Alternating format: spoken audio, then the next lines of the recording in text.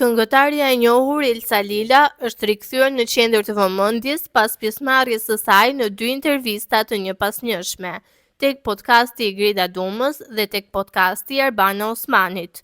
Në të dyja intervistat, artistja foli me sinqeritet për jetën e saj personale, karrierën dhe sfidat që ka kaluar ndër vite.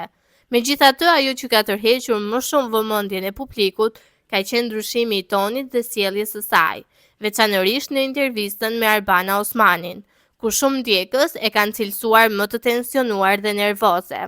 Një komentues në rrjetet sociale i ka shkruar këngëtares: "Elsa, te Grida u dukje më e vërtet dhe më e qetë. Jo çdo ditë jemi në humor të mirë. Plus që nëse këtë podcast e ke bërë pas Arbanës, duket sikur je munduar të vetë korrigjohesh. Vetëm fakti që ti je e ndërgjegjshme, se në këtë botë vetëm gënjehet, mjafton për shumë nga reagimet e tua. Por gjithsesi, intelekti yt është për t'u admiruar." Elsa zgjodhi t'i përgjigjej personalisht komentit, me shumë qetësi dhe klas. "Faleminderit për mirësjelljen.